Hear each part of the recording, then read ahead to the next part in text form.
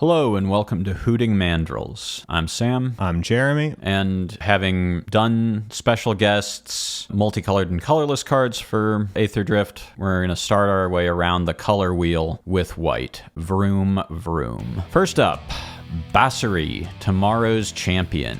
White 1-drop, 2/1, Legendary Human Knight. For white, you can exert him to make a 1/1 white cat with lifelink, and he cycles for 2 and a white, and when you cycle him, cats you control gain hexproof and indestructible until end of turn. So pour one out for Savannah Lions, right? Like, he's not even the best Savannah Lion in standard white weenie Cats Matter decks anymore. But this card's pretty good. It's a good 1-drop for that sort of white weenie deck. There is support in a card like Arabo. There's some other pretty good white cats that you can play. Indestructible is always a little sketch. It stops Day of Judgment from killing your cats. Or Split Up. Yeah, or Split Up. Does not stop Sunfall or Temporary Lockdown. A 3 is a little expensive for a protection spell, but as cycling upside, it's not that bad. It also means it's a redraw late in the game when you need something a little more impactful,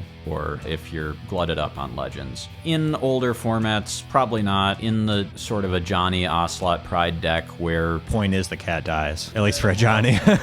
And also, even with Ragavan's stocks having gone down, he's still better than a card that's meant for standard. Yeah, this card is sort of tough. I really, they keep printing cats like I predicted. They're going to just keep on printing cats because it's one of the most popular thing for Commander players, especially. They're cute. Yeah, we love cats. We have no issue with cats on this channel, of course. But this card, not being a cat itself, kind of a bust. And also heroic intervention with a draw effect for 3. At least it's uncounterable, I guess. That's something.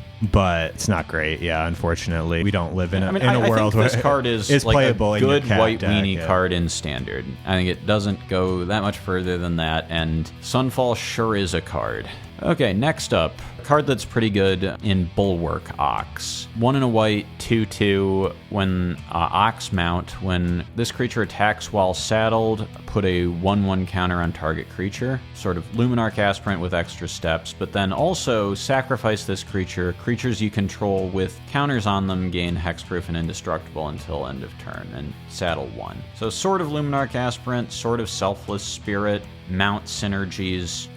Again, Sunfall is going to make you sad, but there is support for this sort of deck. Yeah, it's exciting in a Colorless deck, especially where you can have protection. It's kind of protection in and of itself. It comes in, it can get Colorless out of nowhere to run range and then be ready to protect him. I think it's a cute card. I don't know that it's amazing by any means, but kind of fun. Next up, we have Brightfield Glider for 1 white. It's a 1/1 possum mount with vigilance. When this creature attacks while saddled, it gets +1/+2 and gains flying until the end of turn. Saddle 3. Card's kind of rough, honestly. Yeah, it's not great. It is a 1-drop mount. Flying vigilance isn't nothing in limited either. Yeah, I don't... And if they don't have flyers, you can just keep beating overhead while saddling stuff. Saddle 3 is hard. Saddle 3 is a lot, but yeah.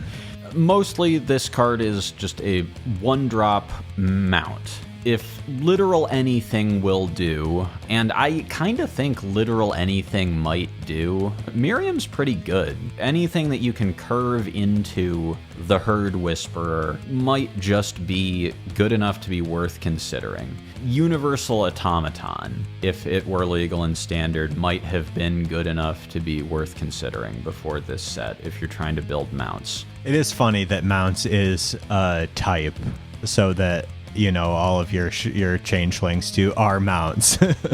But yeah, Miriam also is big enough to crew this, or saddle it. So, you need 1-drops in your aggro deck. You might just have to play this if you're building mounts. That might mean that mounts isn't good enough, but there are enough payoffs there in various places that I think this card might just end up making the cut. Yeah, I think it's got its problems, but, you know, whenever cards with 1 mana don't have their problems, then they cause problems.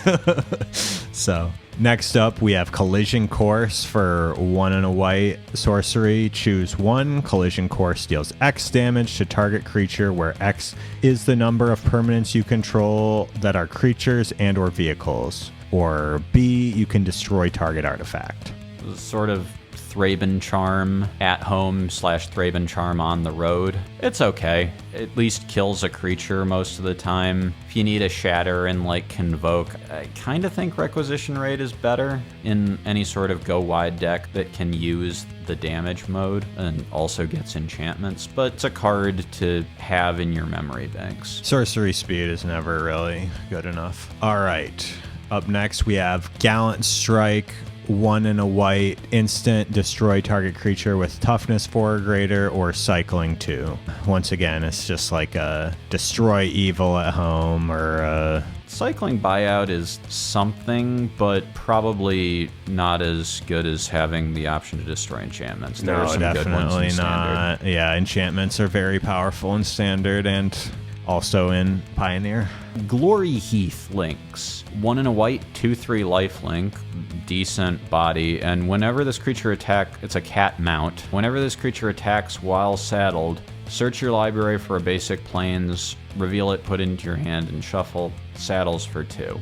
You know, we talked about cats as a white weenie archetype. You're making your land drops. You can be maybe a little bit heavier on action in your Arabo deck. This thing kind of hits. Yeah, a couple of cat tokens can saddle it and keep getting more mana. I mean, if you have an Arabo in play, 1 cat token can saddle it. It is true, yeah. If you have an Arabo in play, you can just saddle it with that because they get +1/+1. So that's not bad. That's not a bad synergy. Also, it's a 3/4 when Arabo's in play. Lifelink, that's a real thing. That's real. That might actually put you in a place where you could do something against the red decks, because that's really what's holding back. I mean, the kill spells are also holding it back, but, you know.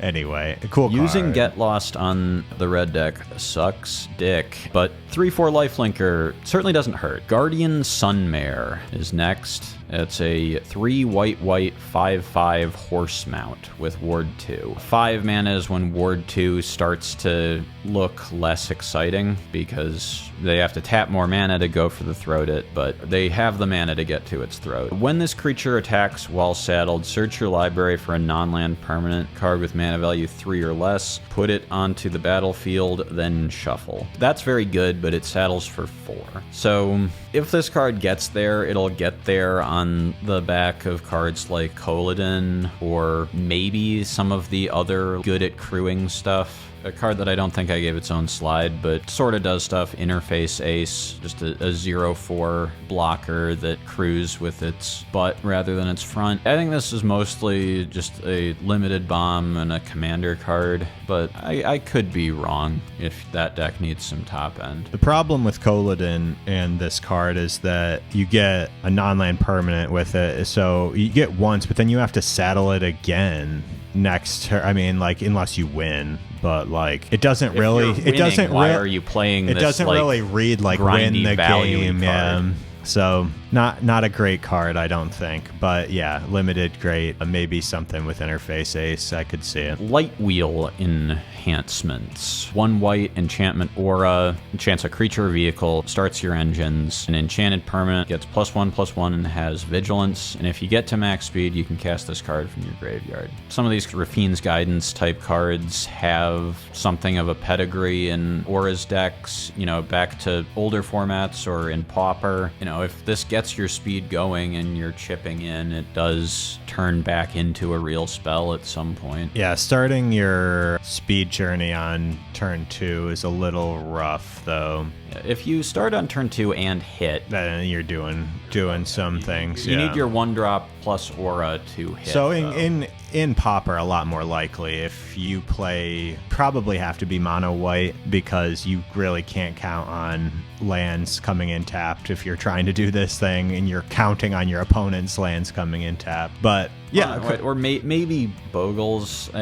In maybe the other Rafine's Guidance type auras are just I think better. it's super hard to get max speed in Bogles. You're trying to win in 2 attacks, right? Yeah, you're trying to win in 1 or 2 attacks with Bogles probably, but it's definitely something. It's a cheap enchantment, gives power, gives vigilance, not bad stats anyway, so it could definitely see some popper play. Up next, we have Nesting Bot, artifact creature for 1 white, 1/1. Start your engines. When this creature dies, create a 1/1 colorless servo artifact creature token, and max speed, this creature gets +1/+0. So like we see here on our slide, we've got Gleeful Demolition, just another 1-drop artifact. Makes another artifact when it dies. That's 4 tokens. Everybody. If you on like this is getting you basically there to a turn 2 knight in Convoke. The speed text is maybe doing something in Convoke. You're sometimes chipping in a little bit, and I don't know if you're playing any other speed cards besides this, but it's not nothing, though it's pretty close. But a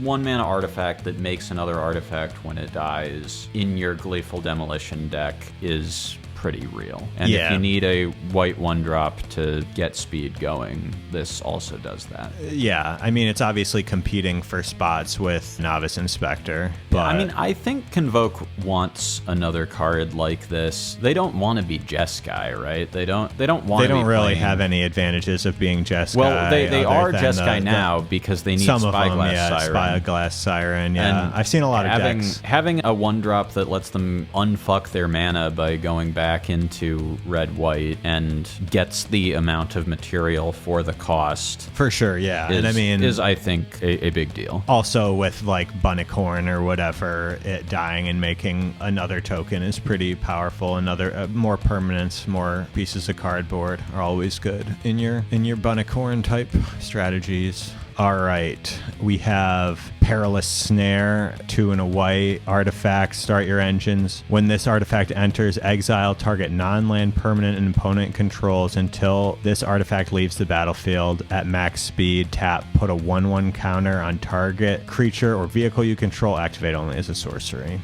This card's pretty sick, honestly. It does trigger Simulacrum Synthesizer, trapped in the screen. It's an O-ring artifact, which is somewhat new and novel. It's a little easier to cast than Unidentified Hovership for this sort of effect, although it's worse if they blow it up. And it doesn't have the caveat, too. Well, they get the thing back when this goes. Yeah, but it doesn't have to have toughness 5 or less. Yeah, so it hits grabs more Shieldred, stuff. Yeah. 5 or less grabs Shieldred, too. But a target creature with toughness 5 or less? Yeah, 5 or less, not less than. I meant Atraxa. Oh, sorry. Atraxa. Sorry. Yeah.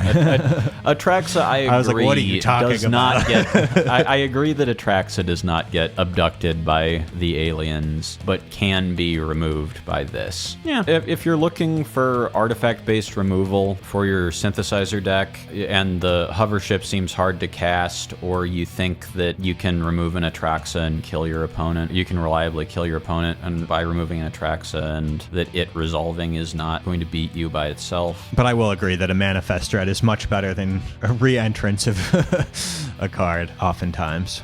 Okay, up next is Ride's End, 4 and a white. This spell costs 3 less to cast if it targets a tap permanent, exile target creature or vehicle. So basically seized from slumber, except it also gets vehicles. If you are such a bean fiend that you are playing Seized from Slumber in Constructed, you'll now play this instead. Not much more to say about it. You shouldn't be playing these cards. Okay, up next we have Salvation Engine. For 4 a white, 6/10 artifact vehicle. Other creatures you control get +2/+2. When this vehicle attacks, return up to 1 target artifact card from your graveyard to the battlefield. Crew 6. This is like a clunky, awkward card that I don't think is very good, but it's doing dramatic enough things that you want to at least chew on it before you just dismiss it as only a commander card. There is some like cheap crew stuff that wants you to be in a little bit bigger of a deck, stuff like New Chandra. There are 5 is sort of an interesting place in somewhat older formats for these sort of artifact birthing pod effects, like repurposing Bay or Oswald Fiddlebender, because you get it off Frogmite. If you can get this thing going, getting back Wordle to Phyrexia is cool. Is any of this going to add up into a deck that is coherent or functional? I'd be a little surprised. Yeah, I think I'm kind of on the same wavelength with you. It's really hard to play this in a Colorless deck or whatever, just because... Yeah, you need to be like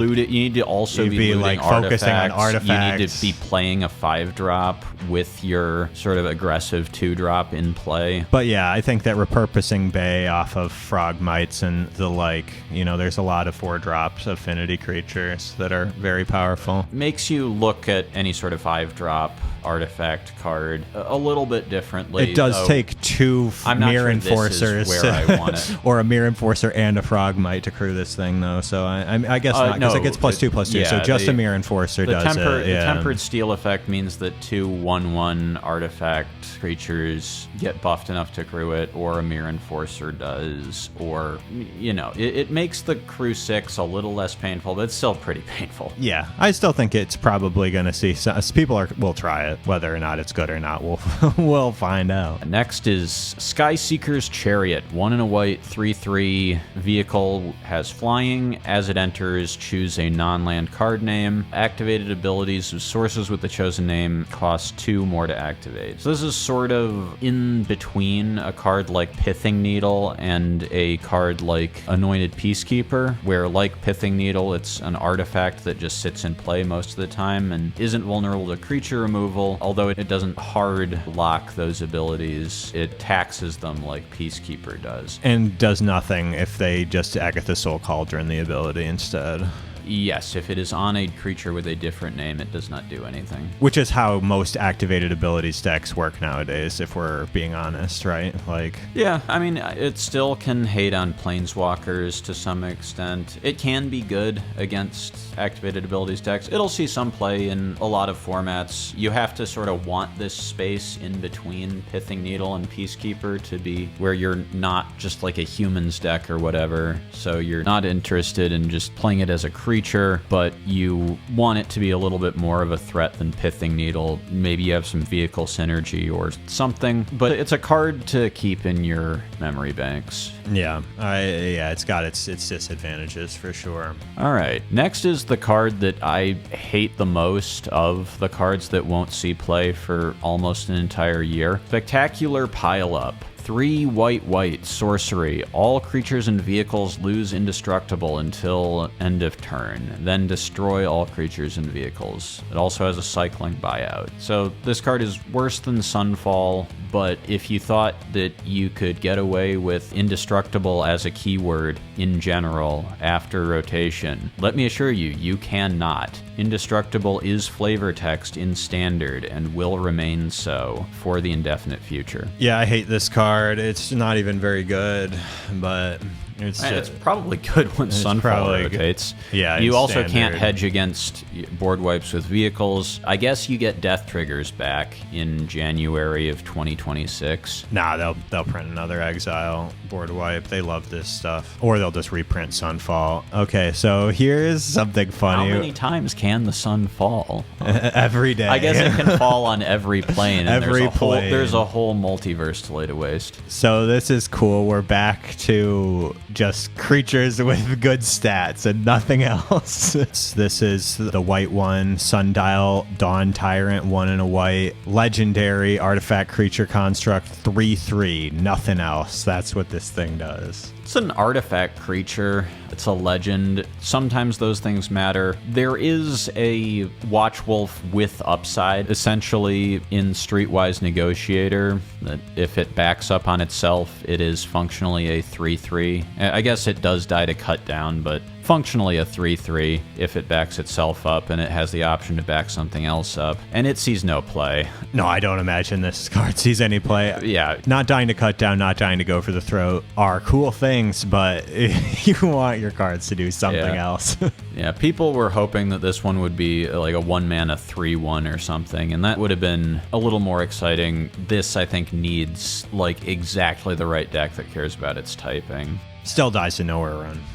All right, we get another one of these annoying Geary's Fang cards. in Valor's Flagship, 4 white, white, white. 3 annoying Greasefang cards potentially in this slide. Oh, wow. Yeah, I can't even read. Okay, so we'll start with the worst. Valor Flagship, 4 white, white, white. Flying First Strike Lifelink, crew 3. Cycling X2 white. When you cycle this card, create X 1/1 colorless pilot creature tokens with this token saddles mounts and cruise vehicles as though its power were 2 greater. So I mean, you know, I still think the Parahellions are probably better in Pioneer and all that. For the most part, yeah. The fact that this can put itself in the graveyard is the cycling sort of is decent. Yeah. You don't even need to make a, you know, could just decree three of justice, and you make some dudes, and the decree of justice effect maybe helps you fight graveyard hate a little bit. I think it'll see some play in Greasefang decks. Yeah. I mean, they can just run as many as they want and as many types. They just need to have enough of them, right? So another card that I think will see some play in Greasefang type decks is Tune Up.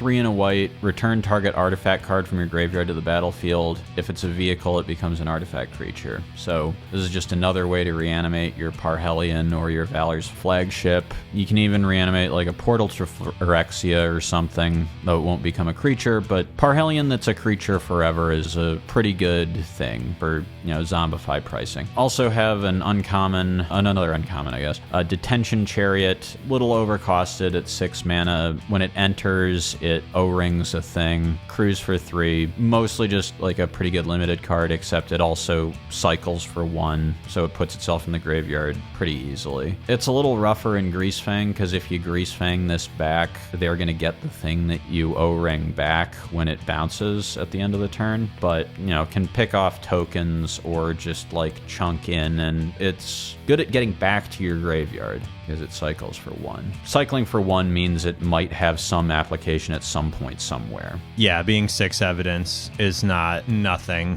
It's the magic number for Detectives, Phoenix. I don't think this is quite Oliphant in that regard. But, no, but you'd rather have a land, but it is what it is. Yeah, these cards are fine. I'm sure that the Greasefang losers are very excited to have more cards to play with. All right, up next we have Voyager Glider for 1 white, 2/3 vehicle. When this vehicle enters scry 1, tap 3 other untapped creatures you control. Until end of turn, this vehicle becomes an artifact creature and gains flying. Put a 1/1 counter on it. So kind of Warden of the Inner Sky type deal. No scry on this one. Also, you can't tap artifacts. You can't use like clue tokens. You can't use your clues, which is a big deal in the Warden decks.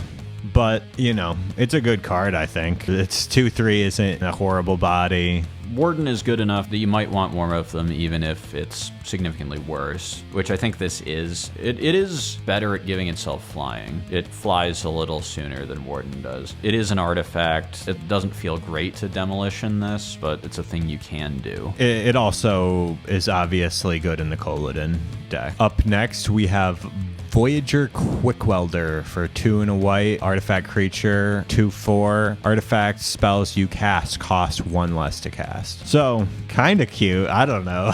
I mean, it's a common. Cost reduction is busted. Yeah, it's legal in Pauper, so are Sphere and Star. This makes them free. Can't beat free. Any old format where Sphere and Star were legal, this is a card that maybe is good. I think this card is good. Yeah, I don't know if we'll see some other affinity decks that aren't just Grixis come out. Obviously, they hit that a little bit when they banned all the glitters. But this is a contender, and as a common, a big deal in my opinion. I think we'll see this in Pauper. Well, that's all our white cards. Make sure you like, comment, and subscribe. We'll see you next time.